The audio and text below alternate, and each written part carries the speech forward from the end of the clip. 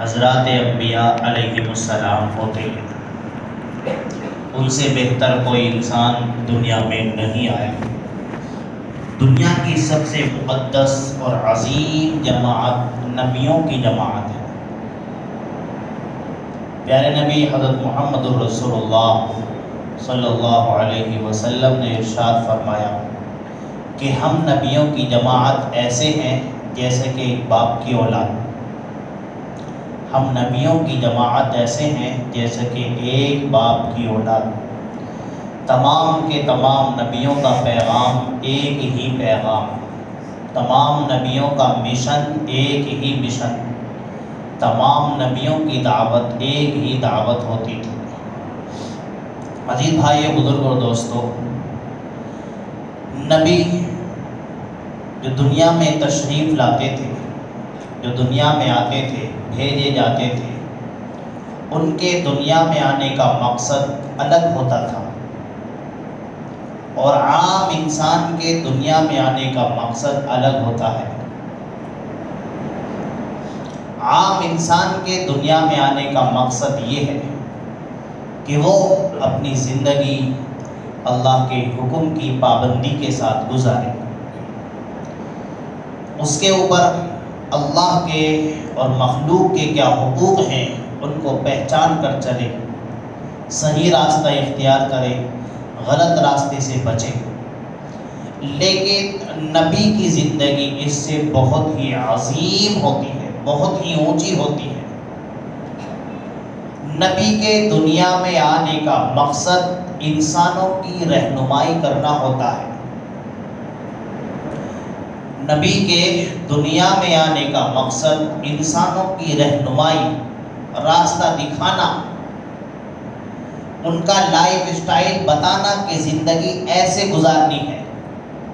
اس کے لیے حضرات انبیاء علیہ السلام تشریف لاتے تھے۔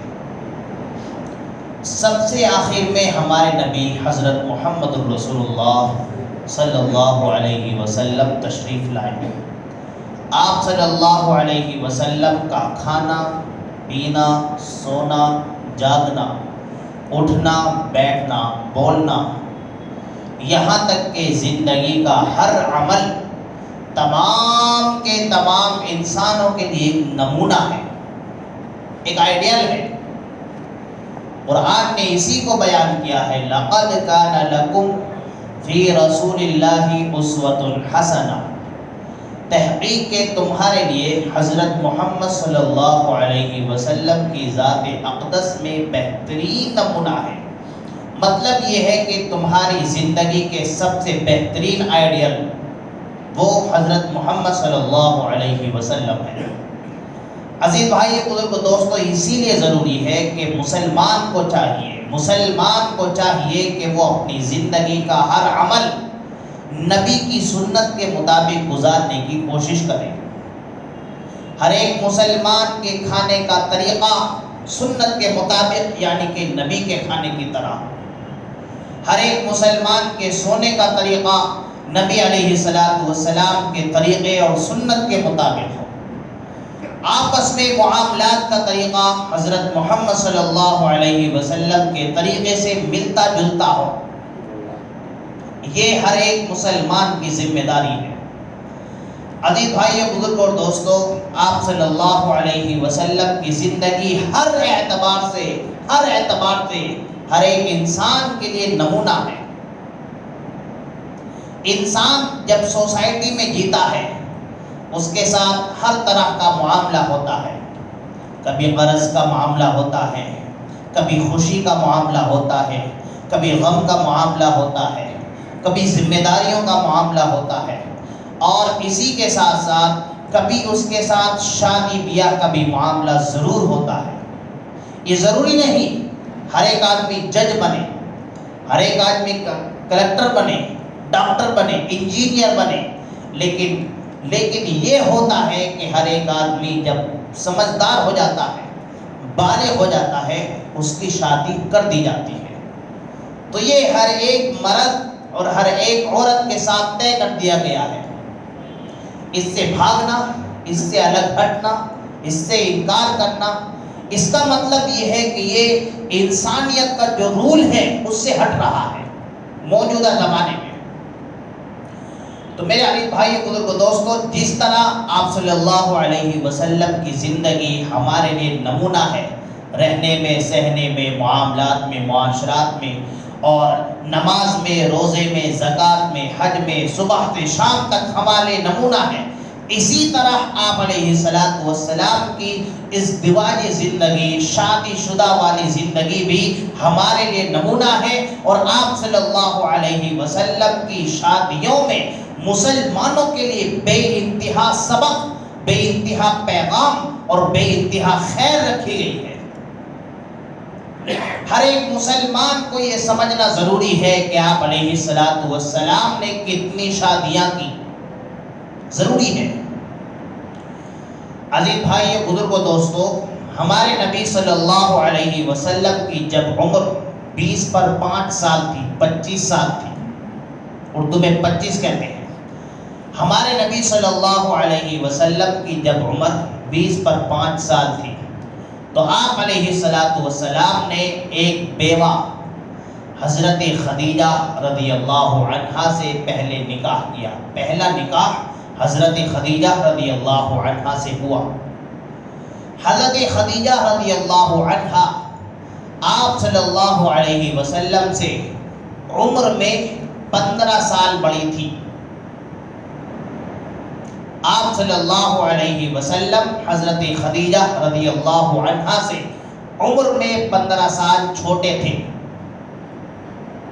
مطلب حضرت خدیجہ رضی اللہ عنہا کی عمر 40 سال اور آپ صلی اللہ علیہ وسلم کی عمر 20 پر 5 سال۔ اس عمر میں آپ صلی اللہ علیہ وسلم کا پہلا نکاح ہوا۔ حضرت خدیجہ رضی اللہ عنہا نے، جو کہ مالدار تھی، صاحب حیثیت اور صاحب ثروت تھی، دنیاوی اسباب اللہ نے عطا کیے تھے، حضرت خدیجہ رضی اللہ عنہا نے نکاح ہو جانے کے بعد اپنا تن من دھن سب کچھ اللہ کے نبی علیہ السلام پر قربان کر دیا۔ دین کی خاطر حضرت خدیجہ رضی اللہ عنہا نے اللہ کے نبی علیہ السلام کا بہت ہی ساتھ دیا، بہت ساتھ دیا۔ جب کبھی ذکر آ جایا کرتا تھا تو آپ علیہ السلام اشکبار ہو جاتے تھے، یعنی کہ آنکھوں سے آنسو بھی آ جاتے تھے، اتنا ساتھ دیا سب کے شروع زمانے میں۔ شروع زمانے کا مطلب کیا ہے؟ آپ علیہ السلام نے جب حضرت خدیجہ رضی اللہ عنہا سے نکاح کر لیا، تقریباً 55 سال کی عمر تک، 30 پر 5 50 پر 5 30 سال تک آپ صلی اللہ علیہ وسلم نے بھری جوانی کے عالم میں، جب تک حضرت خدیجہ رضی اللہ عنہا رہی، کوئی دوسرا نکاح نہیں کیا۔ یہاں آپ اندازہ لگائیے، جو دشمنان اسلام اور مسلمانوں کو کنفیوز کرنے والے اور میرے آقا صلی اللہ علیہ وسلم کی شان میں گستاخی کرنے والے اور بکواس کرنے والے، جو یہ بولتے ہیں کہ حضرت محمد صلی اللہ علیہ وسلم نعوذ باللہ وہ اپنی خواہش کی وجہ سے اتنے نکاح کرنے والے تھے، تو ان کا جواب یہ ہے، فل جوانی کے عالم میں اللہ کے نبی علیہ السلام نے صرف ایک ہی نکاح کیا، ایک ہی نکاح میں، یعنی کہ حضرت خدیجہ رضی اللہ عنہا ہی نکاح میں رہی بس 30 سال تک، یعنی کہ 50 پر 5 سال کی عمر آپ علیہ السلام کی ہو گئی ہے۔ اس کے بعد حضرت خدیجہ رضی اللہ عنہا کا انتقال ہو جاتا ہے۔ حضرت خدیجہ رضی اللہ عنہا کے انتقال کے بعد 2 عورتوں کا نکاح آپ علیہ السلام کے سامنے پیش کیا جاتا ہے۔ ان میں سے ایک ہے حضرت خولہ اور ایک ہے حضرت عائشہ صدیقہ رضی اللہ عنہا۔ آج کا جو ٹاپک ہے وہ حضرت عائشہ رضی اللہ عنہا کے اوپر ہے۔ حضرت سودہ رضی اللہ عنہا سے بھی نکاح ہوا۔ تقریباً آپ علیہ السلام نے کل 11 نکاح کیے۔ کل 11 نکاح کیے آپ علیہ السلام نے. اور یہ کیوں کیے؟ 11 نکاح کرنے کا مقصد یہ تھا، 11 نکاح کرنے کا مقصد یہ تھا اللہ کے نبی علیہ السلام کی ازدواجی زندگی اور اندرونی زندگی دیکھ کر تاکہ دوسرے قبائل کو بے انتہا فائدہ ہو اور آپ علیہ السلام کا فیض نبوت دوسرے قبائل تک پھیلے. اس لیے آپ علیہ السلام نے 11 نکاح کیے. خواہش کے لیے نہیں کیے. خواہش کے لیے اگر نکاح کرتے تو جوانی کے عالم میں نکاح کرنے تھے. آپ علیہ السلام نے 55 سال کی عمر تک صرف ایک نکاح کیا اور اس کے بعد جب اللہ کے نبی علیہ السلام پر نبوت کی ذمہ داری ڈالی گئی اور آپ علیہ السلام تبلیغ کا فریضہ انجام دے رہے تھے، قبائل در قبائل کو دین کی دعوت دے رہے تھے اور قبیلوں کے قبیلے اسلام میں آ رہے تھے، ان کو اسلام سکھانا ایک بہت ہی اہم بڑی ذمہ داری تھی. جس طریقے سے مردوں کو دین سکھانا ذمہ داری تھی، اسی طرح ان کی عورتوں کو بھی دین سکھانا اہم ذمہ داری تھی. تو میرا علی بھائی بزرگ دوستو، اس وجہ سے آپ علیہ السلام نے 11 نکاح کیے. عزیز بھائی بزرگ دوستو، حضرت عائشہ صدیقہ رضی اللہ عنہا کا پہلا جو رشتہ ہو رہا تھا وہ ایک ایسے شخص کے ساتھ نکاح ہو رہا تھا کہ جس کا باپ غیر مسلم تھا، جبیر. ان کے بیٹے سے جو نکاح ہو رہا تھا، رشتہ جو ہو رہا تھا، اس کی ماں نے کہا کہ اگر عائشہ ہمارے گھر میں آ گئی تو اس کا باپ بے دین ہے، اس لیے ہمارا گھر بھی بے دین ہو جائے گا. آپ علیہ السلام حضرت ابوبکر صدیق رضی اللہ عنہ نے حضرت عائشہ رضی اللہ عنہ کا رشتہ وہاں سے ہٹا لیا. حضرت ابوبکر صدیق رضی اللہ عنہ نے اپنی بیٹی یعنی کہ حضرت عائشہ رضی اللہ عنہ کا رشتہ ایک جگہ بھیجا جس کا نام جبیر تھا، اس کے بیٹے سے. تو وہاں جب یہ بات کہہ دی گئی تو حضرت ابوبکر صدیق رضی اللہ عنہ خاموش ہو گئے. حضرت ابوبکر صدیق رضی اللہ عنہ انہوں نے آپ علیہ السلام کے ساتھ بے انتہا ہمدردی اور جفا کشی اور مجاہدے اور قربانیاں سب کچھ کی. اسی وجہ سے آپ علیہ السلام نے فرمایا کہ میں نے تمام کا احسان چکا دیا ہے سوائے ابوبکر کے. اللہ کے نبی علیہ السلام ان کے ساتھ چاہے کچھ بھی معاملہ کر لیتے، لیکن جو عزت اور احترام رشتہ ہو جانے کے بعد ملتی ہے وہ کسی اور وجہ سے نہیں. خاص طور پر اللہ کے نبی علیہ السلام کے ساتھ 4 لوگوں نے بہت زیادہ قربانیاں دی ہیں. سب سے پہلے حضرت ابوبکر صدیق رضی اللہ عنہ، دوسرے نمبر پر حضرت عمر فاروق رضی اللہ عنہ، تیسرے نمبر پر حضرت عثمان غنی رضی اللہ عنہ، مال و دولت کے ڈھیر برسا دیے، اور چوتھے نمبر پر حضرت علی رضی اللہ عنہ. اللہ کے نبی علیہ السلام نے ان چاروں یاروں کے ساتھ اللہ کے نبی علیہ السلام نے اپنا گھریلو رشتہ قائم کیا. 2 کو اپنا سسر بنایا، 2 کو داماد بنایا. 2 کو اپنا سسر بنایا اور 2 کو داماد بنایا. تو حضرت ابوبکر صدیق رضی اللہ عنہ کی بیٹی حضرت عائشہ رضی اللہ عنہ کے رشتے کا جب نمبر آیا تو زمانہ جاہلیت میں یہ بات تھی کہ حضرت ابوبکر صدیق رضی اللہ عنہ کے بارے میں یہ مشہور تھا کہ حضرت ابوبکر صدیق رضی اللہ عنہ اللہ کے نبی علیہ السلام کے دوست اور ایسے دوست جو کہ بھائی کی طرح تھے، جان کی قربانی دینے کے لیے ہر وقت تیار رہتے تھے. تو زمانہ جاہلیت میں یہ مشہور تھا جو منہ بولا بھائی ہوتا تھا اس کے بیٹی سے نکاح درست نہیں. تو جب حضرت ابوبکر صدیق رضی اللہ عنہ کے پاس یہ بات پہنچی، حضرت خولہ نے جب یہ کہا کہ تم حضرت عائشہ رضی اللہ عنہ کا نکاح حضرت محمد صلی اللہ علیہ وسلم سے کر دیجئے، تو حضرت ابوبکر صدیق رضی اللہ عنہ نے یا کسی نے یہ نہیں کہا کہ عمر کم ہے، نہیں، کسی نے بھی عمر کے کم ہونے کا ذکر نہیں کیا. اور کیوں نہیں کیا؟ اس کی وجہ اور ہے. جو ابھی بتائیں گے. حضرت عائشہ رضی اللہ عنہا کے بارے میں حضرت ابو بکر صدیق رضی اللہ عنہ نے یہی کہا کہ لوگوں میں یہ مشہور ہے کہ منہ بولے بھائی کی بیٹی سے نکاح کیسے کرنا. حضرت ابو بکر صدیق رضی اللہ عنہ کی یہ بات آپ صلی اللہ علیہ وسلم کی خدمت میں پیش کی گئی. آپ علیہ السلام نے اس کا جواب دے دیا, ایسا کچھ اسلام کے اندر نہیں ہے. جب دوست ہے اس کی بیٹی سے نکاح کرنا جائز ہے. حضرت ابو بکر صدیق رضی اللہ عنہ نے جب یہ بات سنی تو حضرت عائشہ رضی اللہ عنہا کا آپ صلی اللہ علیہ وسلم سے نکاح 6 سال کی عمر میں کر دیا گیا. 6 سال کی عمر میں کر دیا گیا, اور یہ بات بالکل صحیح ہے, اس میں شرمانے کی کوئی ضرورت نہیں. جو حق ہے وہ حق ہے. 6 سال کی عمر میں اللہ کے نبی علیہ السلام سے حضرت عائشہ رضی اللہ عنہا کا نکاح کر دیا گیا. حضرت عائشہ رضی اللہ عنہا خود بیان کرتی ہے کہ میرا نکاح پیارے آقا صلی اللہ علیہ وسلم سے 6 سال کی عمر میں ہوا, اور رخصتی 9 سال کی عمر میں ہوئی. رخصتی 9 سال کی عمر میں ہوئی. ایسا کیوں ہوا؟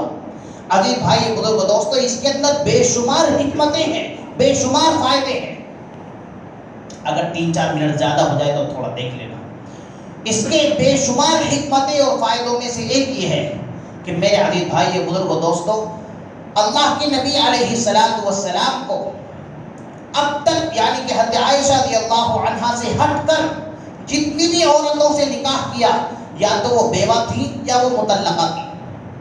تمام کی تمام عورتیں, یعنی کہ 11 نکاح ہوئے تو 10 نکاح ایسے ہوئے, 10 نکاح ایسی عورتوں سے کیے جو یا تو بیوہ تھی یا وہ مطلقہ تھی, یعنی کہ جن کو طلاق دے دی گئی تھی, چھوڑ دیا گیا تھا. خود پہلی بیوی حضرت خدیجہ رضی اللہ عنہا وہ بیوہ تھی, وہ بیوہ تھی. پہلا نکاح بیوہ سے ہوا. حضرت خدیجہ رضی اللہ عنہا سے جو نکاح ہوا بالکل بیوہ تھی. اب میرے علی بھائی بزرگ و دوستو, یہ جو حضرت عائشہ رضی اللہ عنہا سے نکاح ہوا ہے, اس میں اس زمانے کے کسی بھی شخص نے یہ نہیں کہا کہ چھوٹی بچی سے نکاح ہوا. ایسا نہیں, کسی نے بھی نہیں کہا. اور اس کی وجہ یہ تھی کہ نکاح کرنے میں انسان کی جسمانیت صحت دیکھی جاتی ہے, اور وہاں کا علاقہ اور وہاں کی آب و ہوا اور وہاں کی غذا دیکھی جاتی ہے. انسانوں کے کھانے کی غذا کیسی ہے. ہمارے ہندوستان میں, انڈیا میں کھانا کھانے کی کوئی بہترین مضبوط غذا نہیں ہے. عرب میں بہترین غذا ہے. کھجور بے انتہا طاقتور چیز, اونٹنی کا دودھ بے انتہا طاقتور چیز جو انسانوں کے جسم کو مضبوط کر دے. اور ہر علاقے کا اپنا الگ مزاج ہوتا ہے. جسم کی گروتھ ہر علاقے میں الگ الگ ہوتی ہے. تو حضرت عائشہ رضی اللہ عنہا سے نکاح ہوا 6 سال کی عمر میں, رخصتی ہوئی 9 سال کی عمر میں. کیونکہ میرے عزیز بھائی بزرگ دوستو, اس وقت عرب کے علاقوں میں اس عمر میں بچیاں شادی کے لیے تیار ہو جاتی تھی. اور صرف یہی نہیں, اسلام میں نہیں, بلکہ میرے عزیز بھائی بزرگ دوستو, ہندو دھرم کی بڑی بڑی کتابوں میں لکھا ہوا ہے, بڑی بڑی کتابوں میں, منوسمرتی میں لکھا ہوا ہے کہ بچی کا نکاح 13 سال کی عمر میں, جبکہ لڑکے کی عمر 30 سال کی ہو کر دینا چاہیے. بعض ویدوں میں لکھا ہوا ہے کہ جب بچی چھوٹی ہو یعنی کہ کپڑے پہننے کی بھی کوئی خاص تمیز نہ ہو, جب وہ کپڑے پہننا شروع کر دے, کچھ سمجھدار ہو جائے, فوراً اس کا نکاح کر دینا چاہیے. عمر کتنی لڑکے کی؟ 25 سے 30-40 سال کے درمیان. ایسے بھی عزیز بھائی بزرگ دوستو, صرف یہی نہیں بلکہ جو نام مشہور ہے اس کا بھی نکاح صرف 6 سال کی عمر میں کر دیا گیا تھا. یہ مشہور ہے اور یہ جھوٹی نہیں ہے, بالکل کلیئر بات ہندوؤں کی کتابوں میں لکھی ہوئی ہے. مسلمانوں کے اوپر جو زبان درازی کی جاتی ہے صرف دشمنی کی وجہ سے کی جاتی ہے. تو حضرت عائشہ رضی اللہ عنہا سے جو نکاح ہوا 6 سال کی عمر میں اور رخصتی ہوئی 9 سال کی عمر میں, اس کی وجہ وہ یہ جو جواب ہے وہ یہ ہے کہ جسمانی اعتبار سے عرب علاقوں میں عورتیں 8-9 سال کی عمر میں تیار ہو جاتی تھی، کیونکہ وہاں کی غذائیں اچھی تھی، جسمانیت اچھی تھی، دماغی اعتبار سے بھی بالکل صحیح اور جسمانی اعتبار سے بھی بالکل صحیح۔ اور میرے عزیز بھائی بزرگ دوستو، دوسرا اہم فائدہ یہ ہے، اللہ کے نبی علیہ السلام کی صحبت میں ایک ایسی عورت کی ضرورت تھی جس نے باہر کا ماحول کچھ بھی نہ دیکھا ہو، صرف نبی کی زندگی دیکھی ہو، ایک ایسے صاف شفاف اور بالکل آئینے کی طرح بالکل صاف ذہن کی ضرورت تھی کہ جس نے صرف نبی کی زندگی دیکھی اور کچھ بھی نہیں دیکھا۔ وہ ضرورت حضرت عائشہ رضی اللہ عنہا سے پوری ہوئی۔ اور کیسے پوری ہوئی؟ حضرت عائشہ رضی اللہ عنہا نے آپ صلی اللہ علیہ وسلم کی امت کو، ہمیں اللہ کے نبی علیہ السلام پر جو دین نازل ہوا 50% حضرت عائشہ رضی اللہ عنہا سے دین ہم کو ملا ہے، 50% دین حضرت عائشہ رضی اللہ عنہا سے پہنچا ہے، 50%، یعنی کہ اگر دین کے 100 حصے کر دیے جائیں تو 50% یعنی کہ آدھا دین حضرت عائشہ رضی اللہ عنہا نے ہم کو سمجھایا ہے۔ کتنا عظیم فائدہ ہوا۔ تیسرا فائدہ یہ کہ حضرت عائشہ رضی اللہ عنہا اللہ کے نبی علیہ السلام کی وفات کے وقت تقریباً 18 سال کی تھی عمر، اور وفات 53 سال کی، 50 پر 3 یا 4 سال کی عمر میں وفات ہوئی ہے۔ حضرت عائشہ رضی اللہ عنہا کا انتقال آپ علیہ السلام کے دنیا سے پردہ فرمانے کے بعد 2 نسل آ گئی جب انتقال ہوا، یعنی کہ صحابہ اور تابعین دونوں کو حضرت عائشہ رضی اللہ عنہا نے دین سکھایا۔ چھوٹی عمر ہونے کا یہ فائدہ، بعد میں اللہ کے نبی علیہ السلام کے نور نبوت سے، جو حضرت عائشہ رضی اللہ عنہا نے نور نبوت حاصل کیا تھا، اس نور نبوت سے صحابہ کرام کو بھی فائدہ پہنچا اور تابعین کو بھی فائدہ پہنچا۔ تقریباً 250 صحابہ اور تابعین حضرت عائشہ رضی اللہ عنہا کے شاگرد ہیں۔ اور صرف یہی نہیں، صحابہ کرام رضی اللہ عنہم فرماتے ہیں اگر ہم سے کسی حدیث میں یا کسی مسئلے میں کوئی مسٹیک ہو جاتی تھی، ہم کہیں کنفیوز ہو جاتے تھے، ہمیں کہیں کوئی شک ہوتا تھا، تو ہم جا کر اماں عائشہ رضی اللہ عنہا سے پوچھتے تھے۔ اماں عائشہ بتا دیا کرتی تھی، حجرے کے پیچھے بیٹھ جایا کرتے تھے، حدیث سناتے تھے اور اماں عائشہ رضی اللہ عنہا اس کو صحیح کر دیا کرتی تھی۔ یہ فائدہ حضرت عائشہ رضی اللہ عنہا سے ہم کو ملا ہے۔ اور میرے عزیز بھائی بزرگ و دوستو، کافروں کی طرف سے، اسلام دشمن کی طرف سے جو ایک اعتراض ہے کہ چھوٹی بچی سے، تو میرے عزیز بھائی بزرگ و دوستو، اگر کوئی جسمانی تکلیف ہوتی تو اس کا نقصان یہ ہوتا ہے کہ آدمی دماغی طور پر، جسمانی طور پر بیکار ہو جاتا ہے۔ لیکن اللہ کے نبی علیہ السلام کے ساتھ حضرت عائشہ رضی اللہ عنہا رہی اور سب سے زیادہ ذہین تھی۔ اللہ کے نبی کی تمام بیویوں میں سب سے زیادہ ذہن تیز حضرت عائشہ رضی اللہ عنہا کا تھا، سب سے زیادہ علم حاصل کرنے والی تھی، سب سے زیادہ حدیثیں یاد کرنے والی تھی، اور سب سے زیادہ صحابہ کرام کو مسئلے مسائل بتانے والی تھی۔ اس لیے میرا بھائی بزرگ و دوستو، یہ تمام کی تمام چیزیں ہمیں ذہن میں رکھنا ضروری ہے۔ وقت کا تقاضا ہے، کافر حضرت محمد صلی اللہ علیہ وسلم کی شان میں گستاخی کر رہے ہیں، مرد بھی اور عورت بھی، اور ہمیں خاموش رہنا انتہائی غلط ہے۔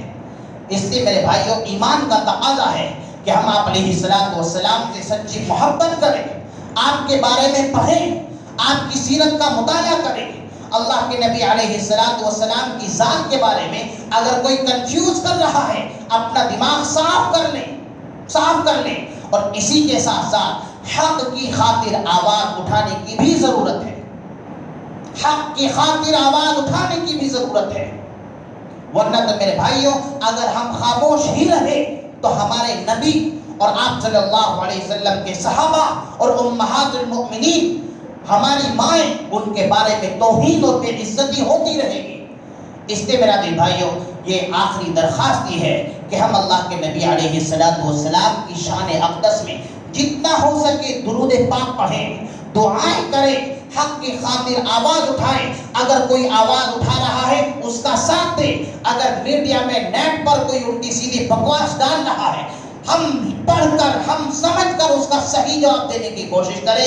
یہ اسلام کا انتہائی اہم تقاضا ہے۔ اللہ تعالیٰ سے دعا ہے اللہ تعالیٰ ہمیں سمجھنے کی، عمل کرنے کی توفیق عطا فرمائے، اور آپ علیہ السلام کی سچی محبت ہمیں نصیب فرمائے۔ وآخر دعوانا ان الحمد للہ رب العالمین۔